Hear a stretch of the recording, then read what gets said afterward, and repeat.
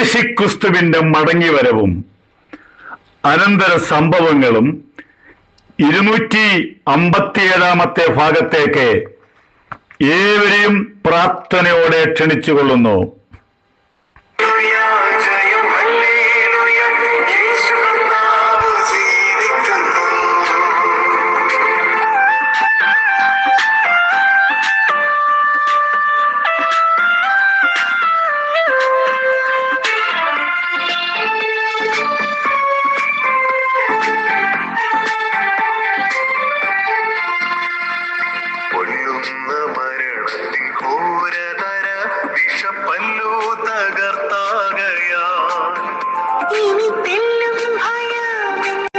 മത്തായി സുവിശേഷം 24 അധ്യായത്തിന്റെ 1 വാക്യം മുതൽ 3 വാക്യത്തിൽ ആസ്പദമാക്കിയുള്ളതായ യേശുവിന്റെ വരവിന്റെ 8 ഭാഗം ലൂക്കോസ് 21:11.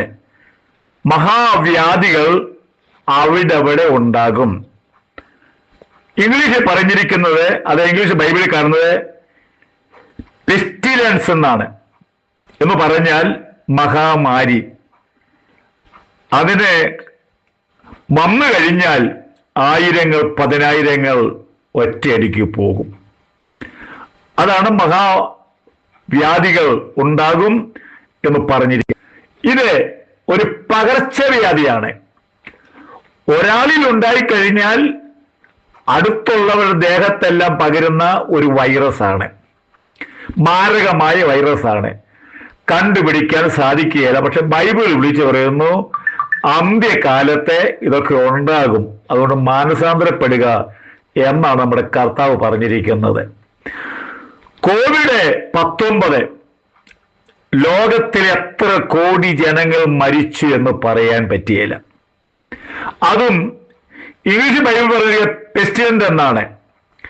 എന്ന് പറഞ്ഞാൽ അത് പച്ച മലയാളം മഹാമാരിയാണ്. എത്ര ലക്ഷം പേര് മരിച്ചു എന്ന് കണ്ടുപിടിക്കാൻ സാധിച്ചില്ല. കാരണം എത്രയോ പേരെ വഴിയോരങ്ങളിൽ മരിച്ചു വീണു, പലയിടത്തും മരിച്ചു വീണു. പക്ഷെ കണക്കെടുക്കാൻ പറ്റിയില്ലെങ്കിലും ലോക ആരോഗ്യ സംഘടന അവർ കണക്ക് പറയുന്നത് മാത്രമേ ഉള്ളൂ.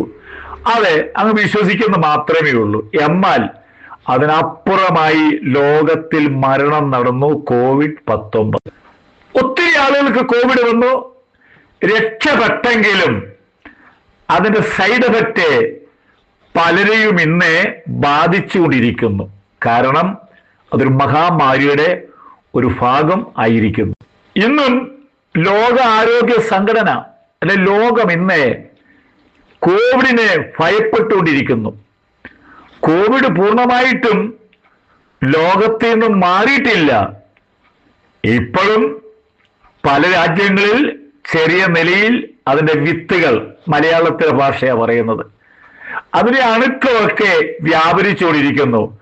തുടച്ചു മാറ്റാൻ പറ്റാത്തതാണ്. ഇനിയും അതല്ലെങ്കിൽ അതുപോലെ വേറെ മഹാമാരിയൊക്കെ ലോകത്തിൽ ഉണ്ടാകും. അങ്ങനെ ഉള്ള സാഹചര്യം നമ്മുടെ മുമ്പിൽ ആയതിനാൽ നമ്മൾ ഈ കോവിഡ് ഒന്നും മരിച്ചെന്ന് പറഞ്ഞാലും യേശുവിനെ സ്വന്തം രക്ഷിതാവും കർത്താവുമായി അംഗീകരിച്ചവർക്ക് ഒരു നിത്യത, ഒരു സ്വർഗം, ദൈവത്തിന്റെ ഭവനമുണ്ട്. അവിടെ ചെല്ലണം. അതിനു വേണ്ടിയും കൂടെയാണ് ഞാൻ ഈ ക്ലാസിന്റെ ഏറ്റവും പ്രധാനമായ കാര്യം. എന്റെ ക്ലാസിന്റെ ഏറ്റവും പ്രധാന വിഷയം എന്താന്ന് ചോദിച്ചു കഴിഞ്ഞാൽ, മാനവകുലത്തിന് വേണ്ടി നമ്മുടെ കർത്താവ് യേശു ക്രിസ്തു മരിച്ചു. 3-ാം നാൾ അവൻ ഉയർത്തെഴുന്നേറ്റു. തന്റെ ശിഷ്യന്മാരോട് പറഞ്ഞു, ഞാൻ പോയതുപോലെ തന്നെ വരും. ആയിരങ്ങളല്ല, പതിനായിരങ്ങളല്ല, കോടിക്കണക്കിന് ജനങ്ങൾ ഇന്ന് കർത്താവിന്റെ കാഹളനാദം കേൾക്കാൻ വേണ്ടി തയ്യാറാകുന്ന കൂട്ടത്തിൽ എന്നെ കേൾക്കുന്ന പ്രിയപ്പെട്ടവർ, നിങ്ങൾക്ക് സൗജന്യമായി ലഭിക്കുന്ന രക്ഷ കരസ്ഥമാക്കുക എന്നൊരാഗ്രഹത്തോടെയാണ് ഞാൻ ഈ ക്ലാസ്സുകൾ എടുക്കുന്നത്.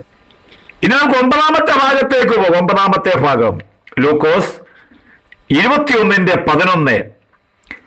അന്ത്യകാലത്തെ ഭയങ്കര കാഴ്ചകൾ കാണും. ചില നാളുകൾക്ക് മുമ്പ്, ഞാൻ എല്ലാം വിസ്തരിക്കാനായിട്ട് താല്പര്യപ്പെടുന്നില്ല, കടലിൽ വലിയ അഗ്നിഗോളം കത്തിയതായിട്ട് പറയുന്നുണ്ട്. വലിയ അഗ്നിഗോളങ്ങൾ കത്തിയതായിട്ട് പറയുന്നുണ്ട്. അതും പലരും കണ്ടത് ലോകത്തോട് അറിയിച്ചിട്ടുണ്ട്. ഇപ്പോൾ ഉണ്ടാകുന്ന കാലാവസ്ഥയുടെ ഒരു വ്യതിയാനം നോക്കിക്കോണം. അത് ലോകം പറഞ്ഞിരിക്കുന്നത്, ശാസ്ത്രലോകം പറഞ്ഞിരിക്കുന്നത് മേഘസ്ഫോടനം. നോക്കിക്കോണം, നമ്മുടെ കേരളക്കരയില് മേഘസ്ഫോടനത്താൽ എത്ര വീടുകൾ ഭൂമിയുടെ അടിയിൽ പോയി. കവളപ്പാറ പ്രദേശത്ത്, അങ്ങനെ പലയിടങ്ങളിലെ ഈ മേഘസ്ഫോടനത്താല് വേറെ പലയിടത്തും ഒത്തിരി ആളുകൾ പെട്ടെന്ന്, സ്ഫോടനം എന്ന് പറഞ്ഞാൽ പെട്ടെന്ന് ഉണ്ടാകുന്ന സംഭവമാണ്, ലോകത്തിൽ നിന്നും വിട പറഞ്ഞത് നമുക്കറിയാം. നമ്മുടെ കേരളത്തിലെ കാര്യം മാത്രമേ ഞാൻ പറയുന്നുള്ളൂ.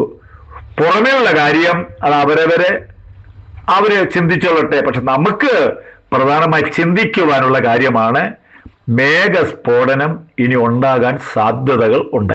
ചില നാളുകൾക്ക് മുമ്പ് പറക്കൻ തളിക എന്ന ഒരു വസ്തു ആകാശ മണ്ഡലങ്ങളിൽ അതിവേഗത്തിൽ കറങ്ങുന്നതായിട്ടും അതിനകത്ത് ചില ആളുകൾ ഉള്ളതായിട്ടും ശാസ്ത്രലോകം അവർക്ക് പൂർണ്ണമായി ഒരു കാര്യം ലഭിച്ചില്ലെങ്കിലും സംഭവങ്ങൾ അവർക്ക് മനസ്സിലായിട്ടുണ്ട്. പക്ഷേ അതിന്റെ യഥാർത്ഥമായ കാര്യം ഇന്ന് ഒരു ലോകത്തിന് വെളിപ്പെട്ടിട്ടില്ലെങ്കിലും അത് ബൈബിൾ പറയുന്നത് അന്ത്യകാലത്തെ ആകാശമണ്ഡലത്തിലെ ഒരുപാട് കാഴ്ചകൾ കാണും. കാരണം ദൈവം ആകാശത്തെ ഇളക്കും, കടലിനെ ഇളക്കും, കരയെ ഇളക്കും. ഇവിടെ ഇളകാത്തതൊന്നുമില്ലല്ലോ. കാരണം സൃഷ്ടാവായ ദൈവം മാനവജാതിയുടെ പാപം നിമിത്തം പലപ്പോഴും ഒന്നൊക്കെ തൊടുന്നുണ്ട്. അത് ബൈബിളിൽ ഒരുപാട് ഭാഗമുണ്ട്. ഞാൻ ചുരുക്ക സമയമായതുകൊണ്ട് വിവരണത്തിന് വേണ്ടി ഞാൻ താല്പര്യപ്പെടുന്നില്ല. ബൈബിൾ സത്യമാണ്. ഒറ്റ വള്ളിക്കോ പുള്ളിക്കോ മാറ്റമില്ല സഹോദരങ്ങളെ. അതുകൊണ്ട് സ്നേഹത്തോടെ പറയുന്നു, ഉള്ള സമയം നമ്മൾ ജീവിക്കുക.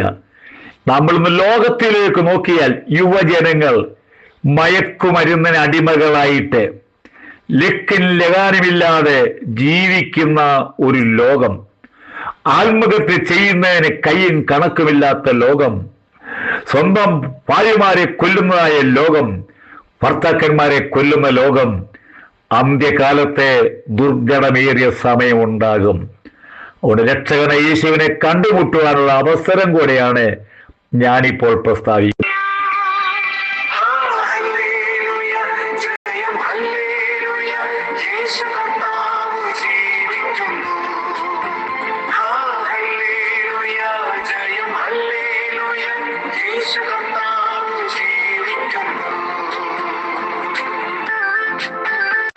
യൂട്യൂബ് ചാനലിലൂടെ എനിക്ക് പറയാനുള്ള ഒറ്റ കാര്യമുള്ളൂ, നമ്മുടെ വീണ്ടെടുപ്പുകാരനും നമ്മുടെ കർത്താവും വരാറായി. പോകുവാൻ തയ്യാറാകുക, സമയം അധികമില്ല. ഭാരതം ഒരു വലിയ ഉണർവ് നടക്കാൻ പോകുന്നു. കാരണം ഒരുപാട് പീഡകളുടെ പുറകിൽ അത് ഉണർവുകൾ ഉണ്ടാകും. നിങ്ങളും അംഗമാകൂ. ദൈവം നമ്മളെ അനുഗ്രഹിക്കും.